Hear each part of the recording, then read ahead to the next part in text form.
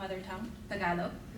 My name is Bernadette, and I was invited by Father Fred Vergara and Father Bayani Rico, where are you, of the Episcopal Asian American Ministries to be here at this wonderful gathering. Like they said, I wasn't the original keynote speaker. I'm actually the workshop facilitator for human trafficking later this afternoon.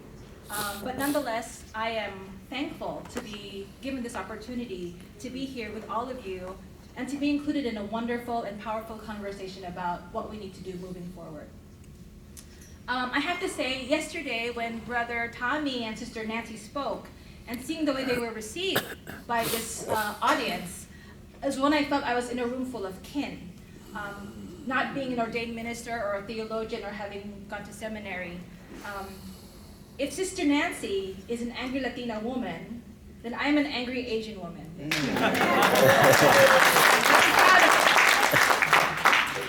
I'm actually really just a grassroots community activist who's been in the struggle with all of you for 20 years. And that struggle is the struggle for economic and social justice.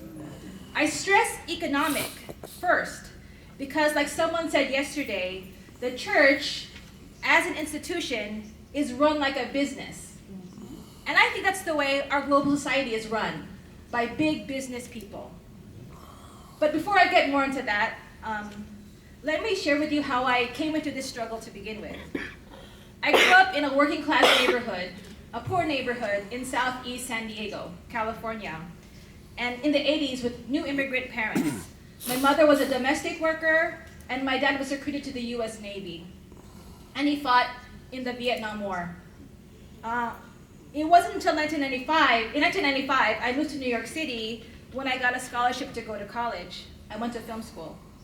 While in college, I met my friend Betty, a Chinese-American young woman who was part of my student crew. Betty's mother, Susan, worked in a sweatshop in Chinatown, sewing clothes for Kathy Lee Gifford's clothing line.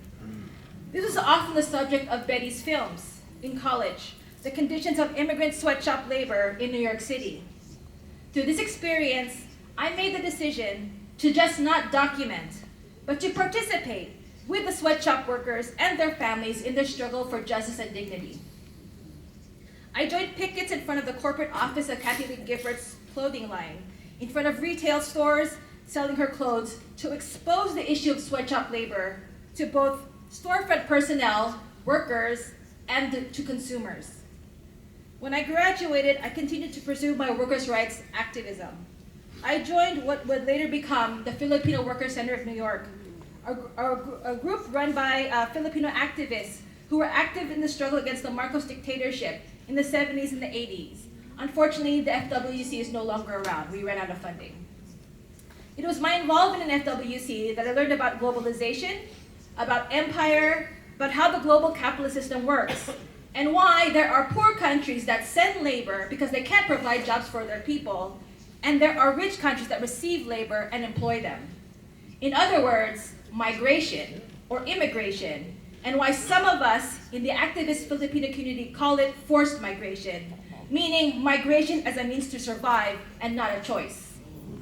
The truth is, if our home countries and nations were truly sovereign, truly self-reliant, truly free, industrialized and able to provide livelihood, mothers and fathers would never choose to leave their children behind just to be able to feed them. We are living in a world where in the poor countries, those impoverished because they are prevented from developing, parents have to make the impossible choice of raising their children or feeding them.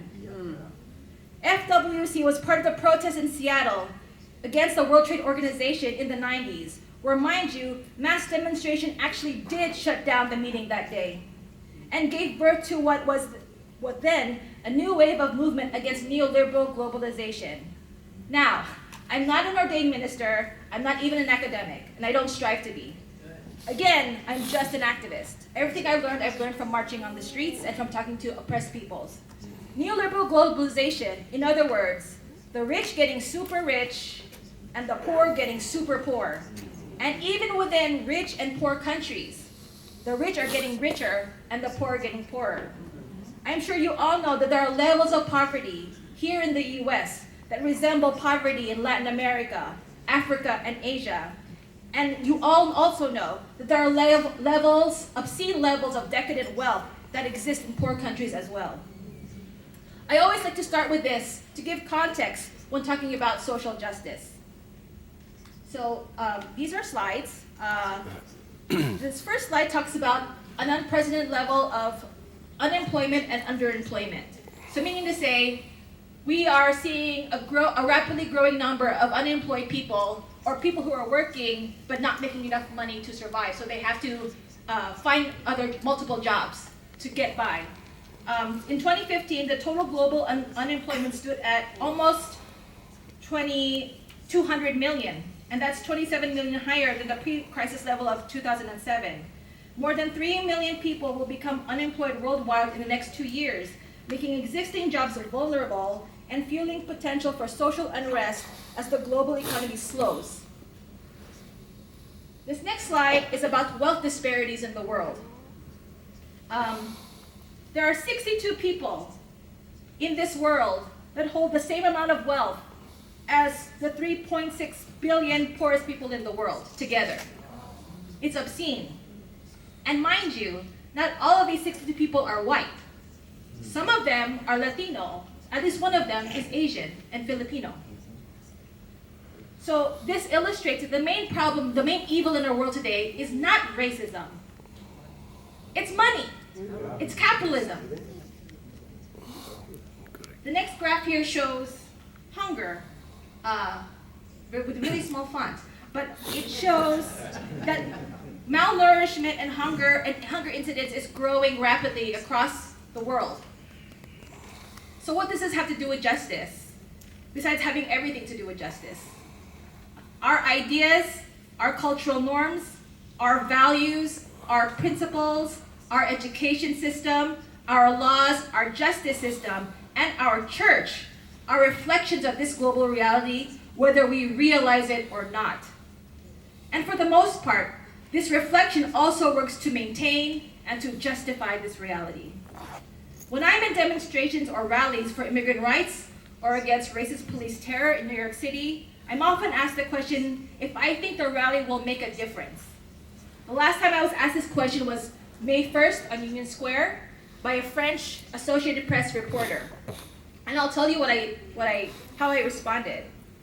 I said the media and the establishment want us to believe that our protests are small, are marginal, and ineffective. But when you really study history, and not the history that's fed to you in schools, you will learn that it is people's movements, people's actions, of which demonstrations and protests are a part of, that not only chip away at the status quo, but eventually transform society. And social transformation is a social historical process, primary to which is struggle. The weekend, the 8-hour day, minimum wage. Do you think lawmakers came up with this on their own? No, we have these today because workers fought for them, protested on the streets, faced police batons and brutality, and even death.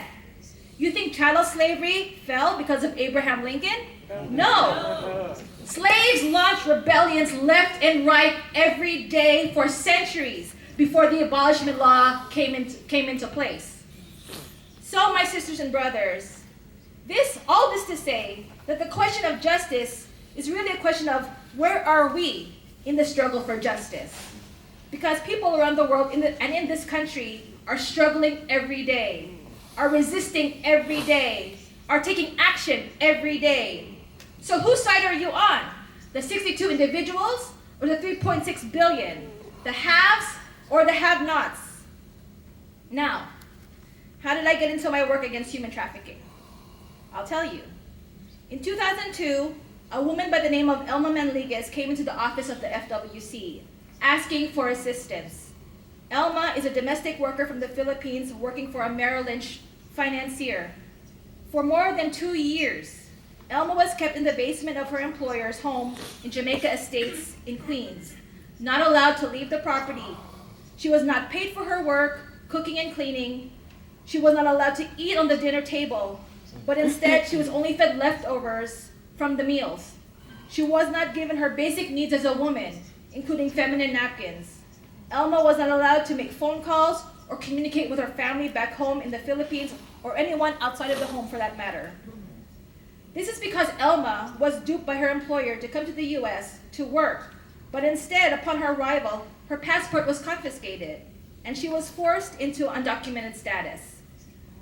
Not knowing anyone but the family she worked for, Elma found herself trafficked and enslaved. And Elma was also beaten and threatened by her employer several times into submission. So it's true what Sister Nancy said. Slavery in the US did not end in 1865. The objective truth is there are many Elmas living amongst us, in our neighborhoods, in our places of worship, in our grocery stores. In fact, as you can see, the global capitalist system, which was built on the backs of African chattel slaves, continues to be sustained today by modern-day slaves. When Elma's employers left the house door open one day, Elma found a chance to escape, and she did. And she found our brochure at a Filipino remittance center in Woodside, Queens. So we assisted Elma in filing her case against her employer and getting her traffic visa. She got her T visa, she was reunited with her family, and she accepted the settlement deal. Elma continued to share her story with others and inspire other victims to come forward. We may have assisted Elma in the legal sense, but I'd rather say that Elma assisted us. Despite everything she went through, Elma was not broken. It was a process, but Elma found the strength to fight back, and is still fighting back.